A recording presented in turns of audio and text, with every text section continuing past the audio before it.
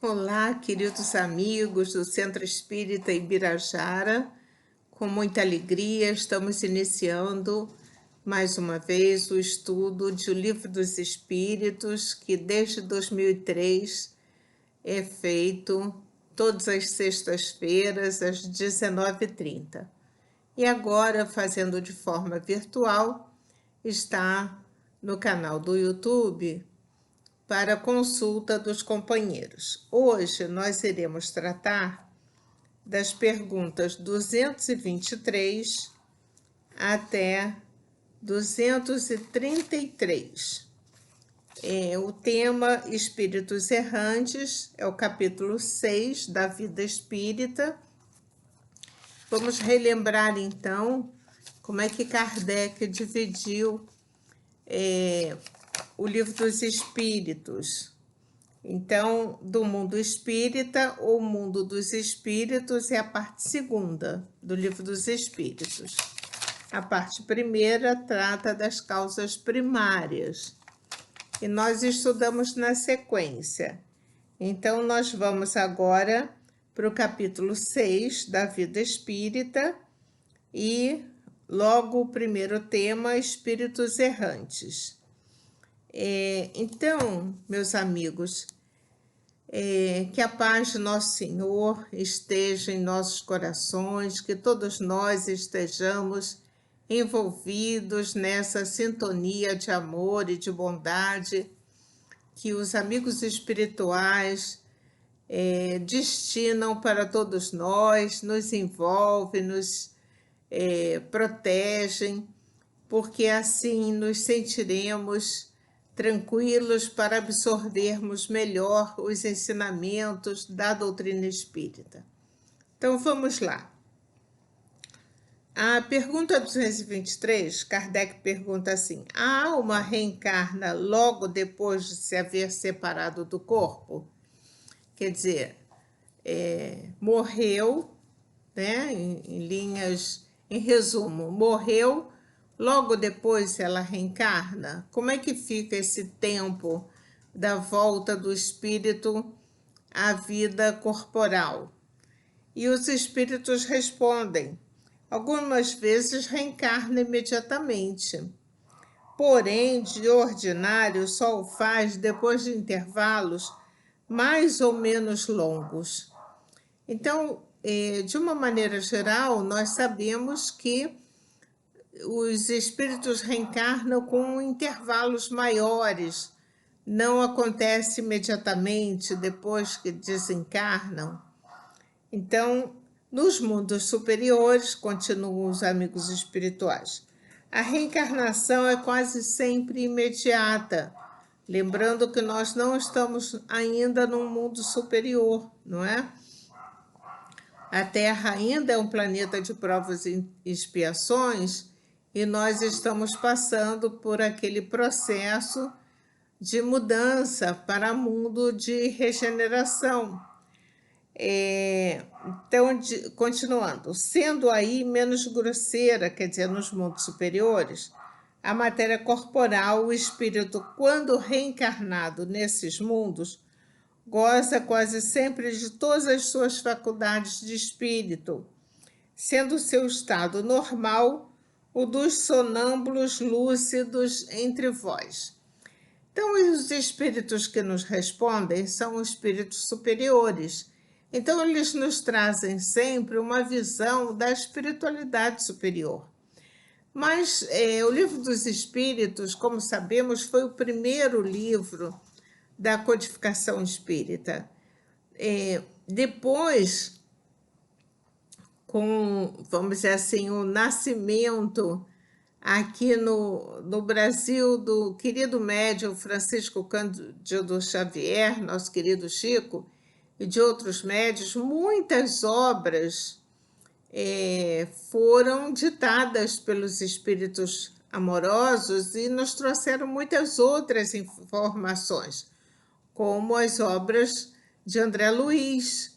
Então, nós vamos vendo que essa questão da reencarnação, ela abriu para nós um leque muito grande, porque nós passamos a entender N processos.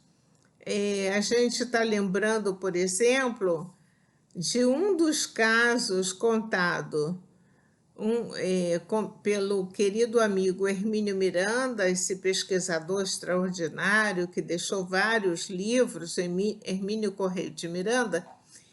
E o Hermínio nos diz o seguinte, aquele trabalho que ele fez fruto de suas pesquisas nos livros Histórias que os Espíritos Contaram, que há casos de espíritos, e o André Luiz também narra isso, que foi preparada uma nova encarnação planejada com muitos detalhes para que 300 anos depois ele pudesse reencarnar para saldar as suas dívidas, para se harmonizar com a providência divina. Então, há toda uma programação que a espiritualidade que nos assiste faz tudo para nos ajudar, para que a gente possa galgar outros degraus da escala evolutiva. Mas depende de cada um de nós, que quando entramos no corpo de carne, nos envolvemos muitas vezes pelas fantasias do mundo e esquecemos dos nossos deveres, não é? Que são esses espíritos errantes? Só para a gente tratar dessa questão que é muito importante, então nós fomos lá no Livro dos Médiuns, no Vocabulário Espírita, que está lá no final do Livro dos Médiuns, que Kardec coloca a erraticidade. O que é a erraticidade? Então, Kardec diz assim, é o estado dos espíritos errantes, daqueles que revelam, o estado dos espíritos errantes ou erráticos, isto é, não encarnados durante o intervalo de suas existências corpóreas. Então, o espírito errante é simplesmente o espírito que está na vida espiritual durante as suas existências corpóreas, é um intervalo dessa existência. Ele encarnou, fez a sua trajetória aqui na Terra, desencarnou, enquanto ele não tomar um outro corpo de carne, quer dizer, não reencarnar, ele é chamado de espírito errante, está na erraticidade. Daí porque o nome espíritos errantes é bem simples. Às vezes a gente fica imaginando coisas diferentes. Então, na pergunta 224, Kardec, na própria pergunta, ele já vai explicar que é a alma no intervalo das encarnações. Quer dizer, entre uma encarnação e outra, o que é a alma? Espírito errante. Olha a resposta. Que aspira novo destino, que espera. E Kardec insiste quanto podem durar esses intervalos. Ele vai, mais uma vez, para que os espíritos superiores possam detalhar um pouco mais. Bem, e aí os espíritos dizem, desde algumas horas até alguns milhares de séculos. Propriamente falando, não há extremo limite estabelecido para o estado de erraticidade, que pode prolongar-se muitíssimo, mas que nunca é perpétuo. O espírito vai reencarnar. Cedo ou tarde, o espírito terá que voltar a uma existência apropriada a purificá-lo das máculas de suas existências precedentes.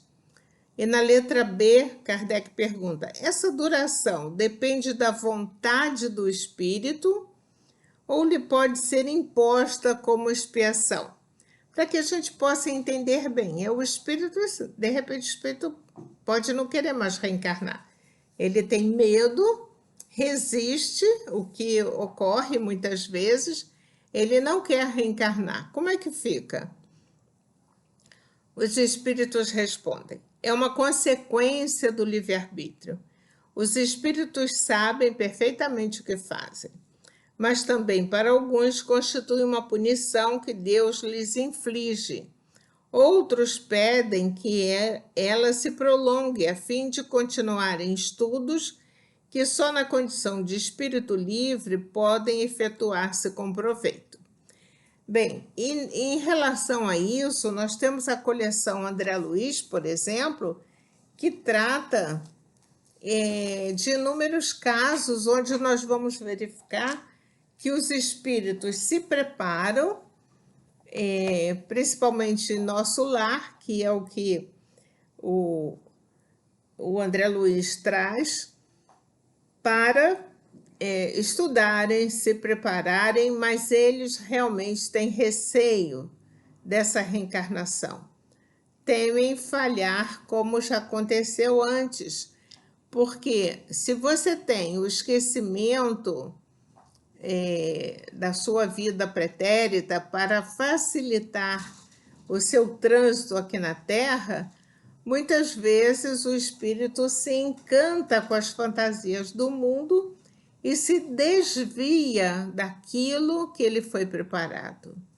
E aí acontecem encarnações que são, vamos dizer assim, nós não vamos dizer que são perdidas, porque tudo é um aprendizado para o espírito, mas que não culminam com aquele sucesso esperado. É muito difícil e nós temos sempre, e cada um de nós está nesse projeto, né? Nós temos os nossos amigos espirituais, os nossos anjos de guarda, os espíritos familiares. Nós temos inúmeros benfeitores que nos auxiliam, que nos amparam, mas nós temos o livre-arbítrio.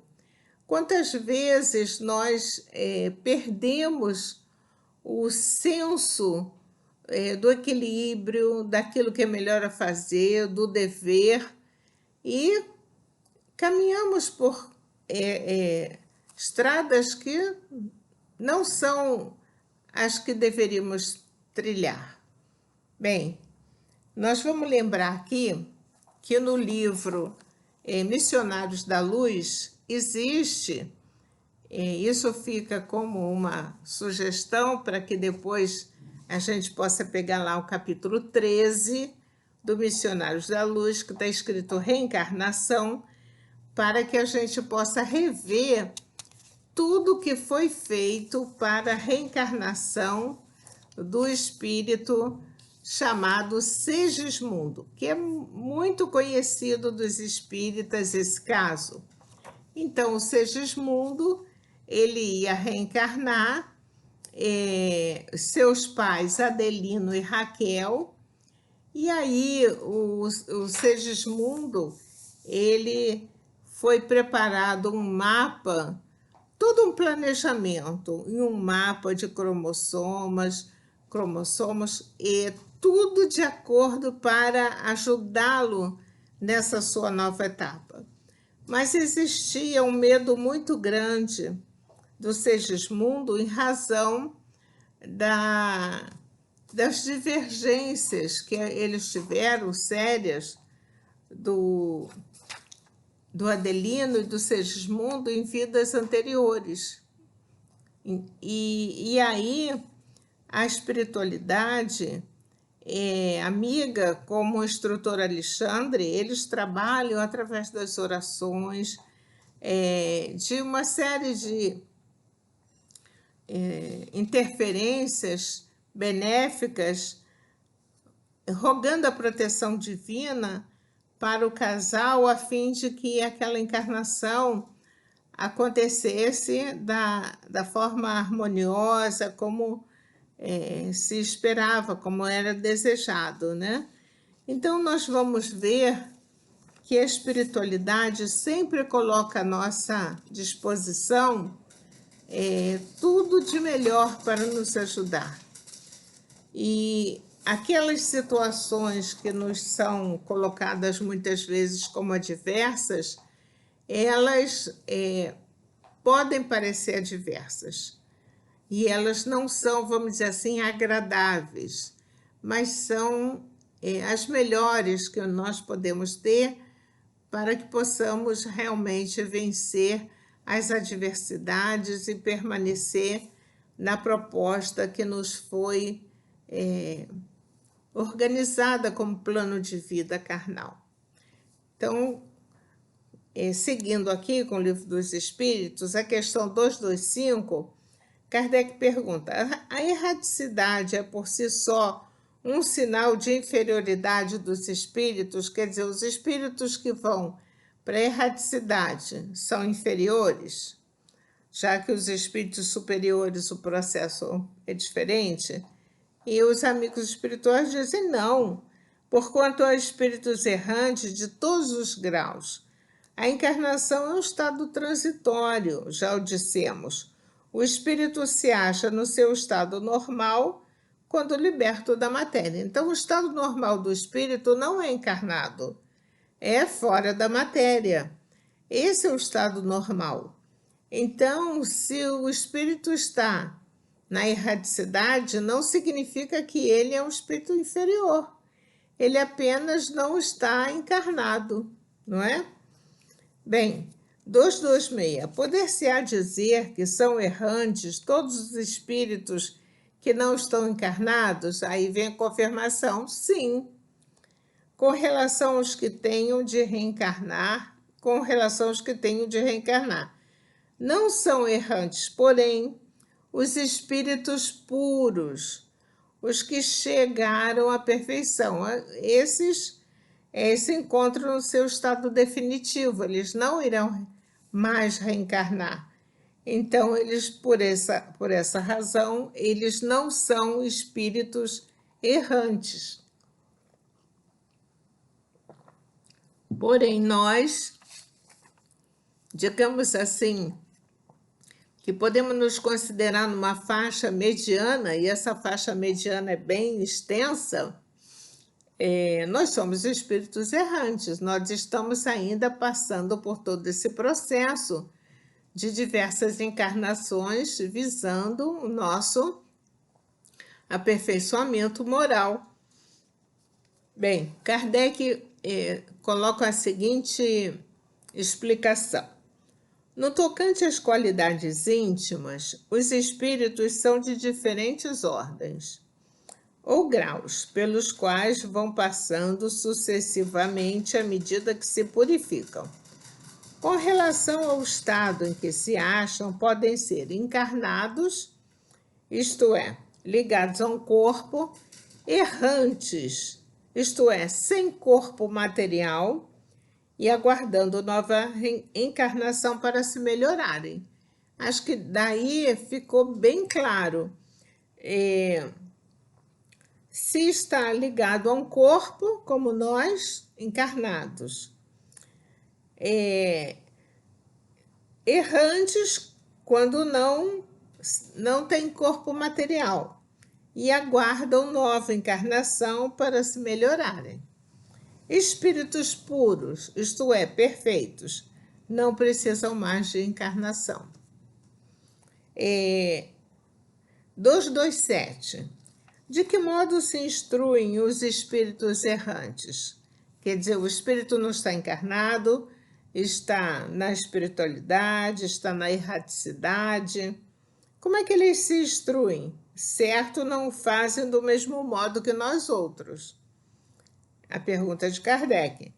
E a resposta: estudam e procuram meios de elevar-se. Vêm, observam o que ocorre nos lugares onde vão, ouvem os discursos dos homens doutos e os conselhos dos espíritos mais elevados, e tudo isso lhes incute ideias que antes não tinham.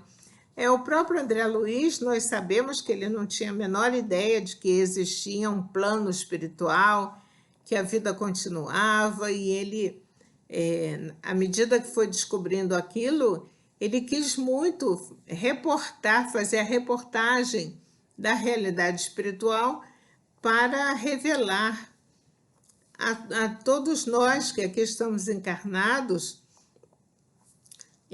para nos instruirmos. O próprio Kardec, quando organiza o livro Céu e Inferno, Kardec também fez isso.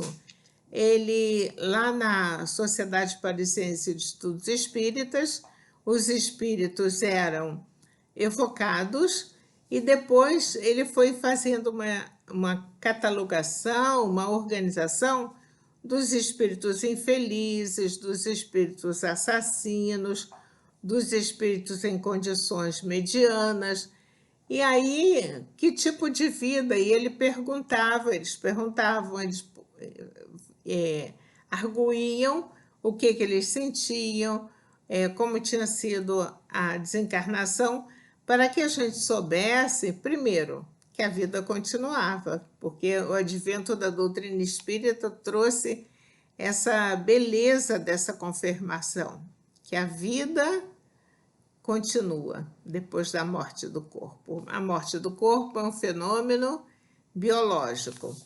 E aí, enquanto os espíritos estão na espiritualidade, eles estudam. Nós lemos diversos livros que nos trazem relatos maravilhosos.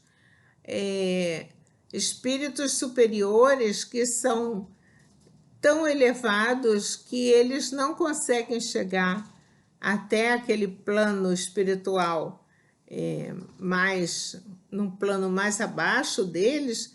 Então, através de uma tela, projetado a imagem, a voz, e eles fazem aquela palestra, aquela comunicação para que todos possam se instruir. Olha que beleza! Então, nós vamos vendo que existem, hoje nós temos o mundo virtual, quer dizer que não é de hoje, mas que a pandemia nos deu a possibilidade de nos familiarizarmos com esse mundo virtual, mas na espiritualidade, o nosso lar foi escrito lá para 1940, por aí, não existia televisão aqui no Brasil, e esses telões já eram mostrados e essas transmissões já eram feitas para que os espíritos se instruíssem. Então, nós estudamos aqui encarnados e não devemos perder tempo, devemos aproveitar todo o tempo que tivermos para estudar, assim como os nossos irmãos que estão na erraticidade também se instruem, também aprendem sempre. Bem, 228. Conserva os espíritos algumas de suas paixões humanas? Quer dizer, ele está desencarnado, ele conserva essas paixões humanas? Olha a pergunta de Kardec. Com o invólucro material, os espíritos elevados deixam as paixões mais e só guardam a do bem.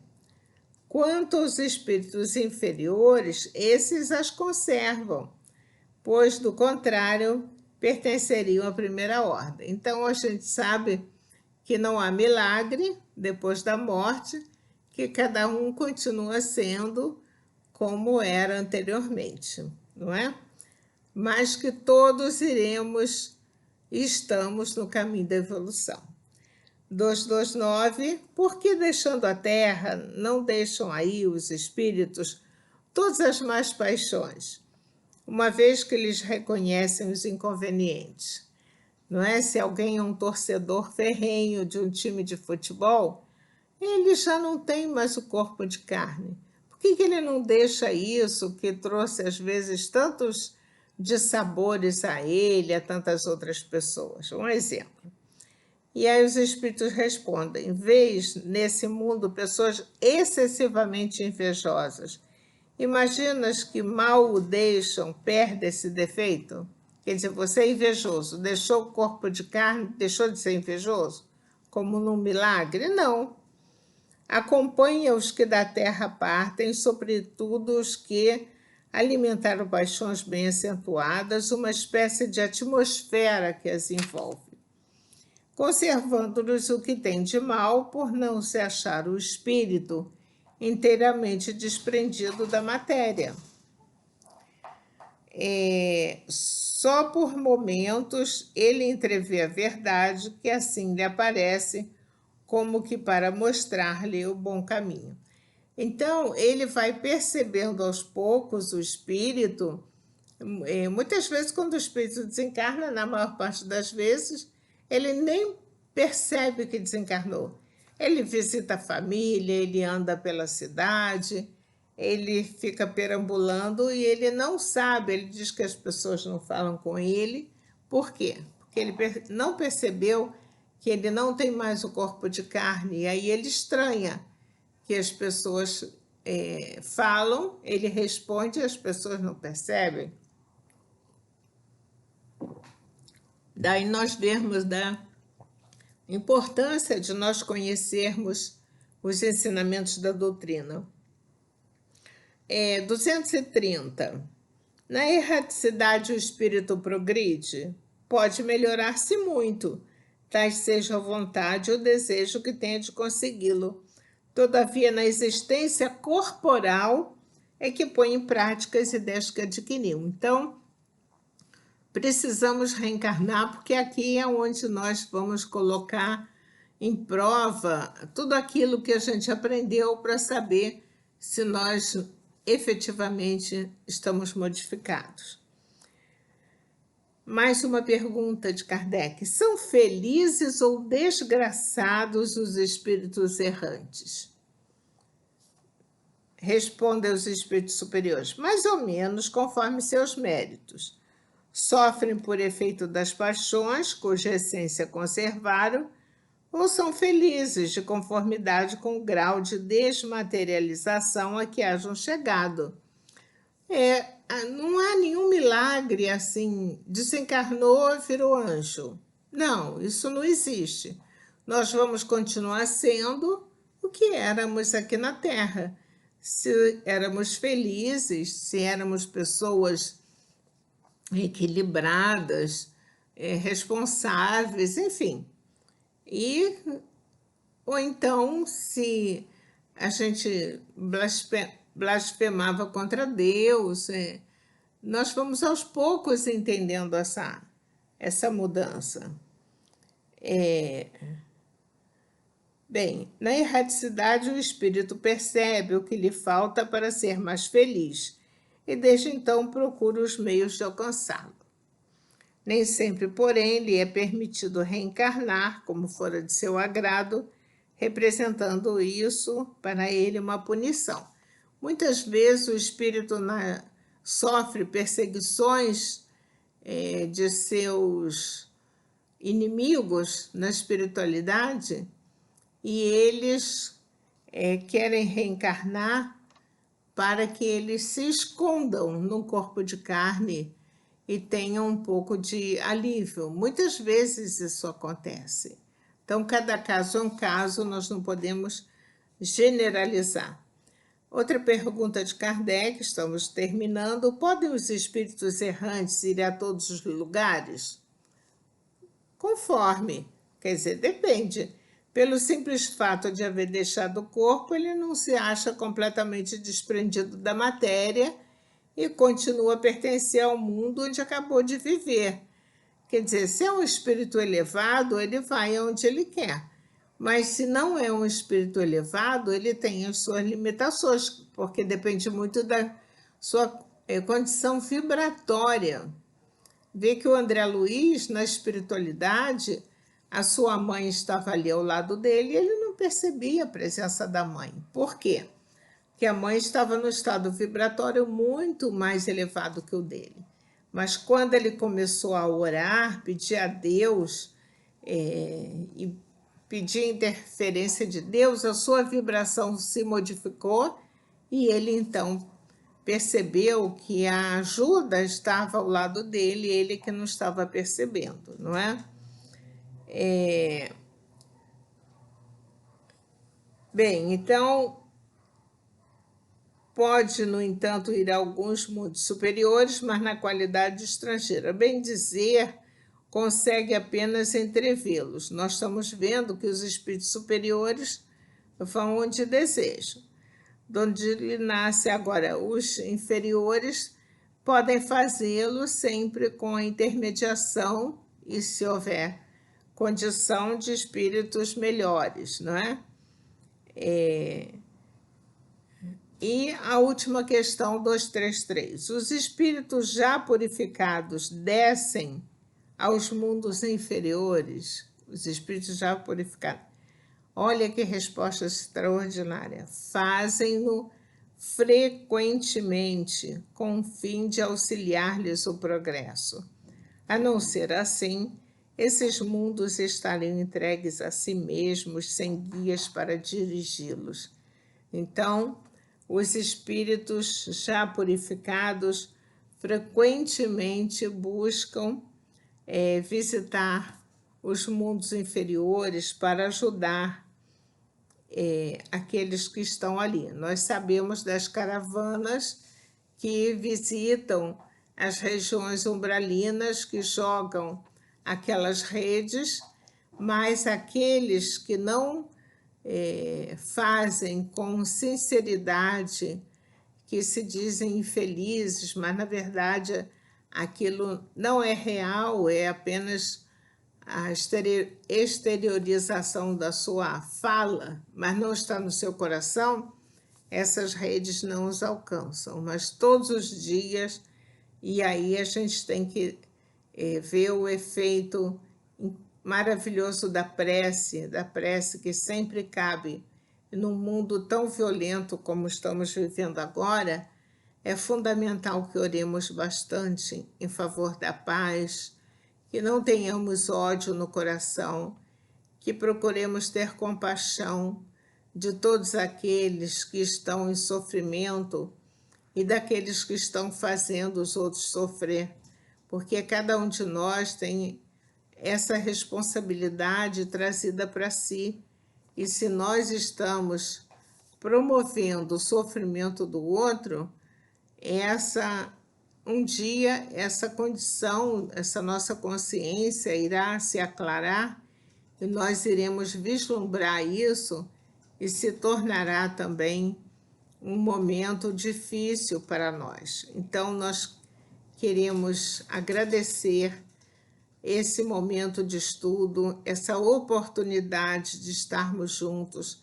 Queremos agradecer aos bons espíritos que nos assistem, a Jesus, nosso Mestre amado, e pedir por todos nós. Pedir que nosso Senhor Jesus Cristo nos dê força, coragem, para que consigamos caminhar firmes, serenos, melhorando a cada dia. Que Jesus nos abençoe, que Maria Santíssima nos envolva em suas bênçãos de luz, em seu manto de amor, e que nós possamos cada vez mais sermos agentes de paz, agentes de fraternidade, de união, de gentileza, de qualquer gesto que aproxime e nenhum gesto que nos afaste. Muitas bênçãos e muita gratidão. Jesus nos abençoe. Até nosso próximo encontro. Fiquemos com Jesus.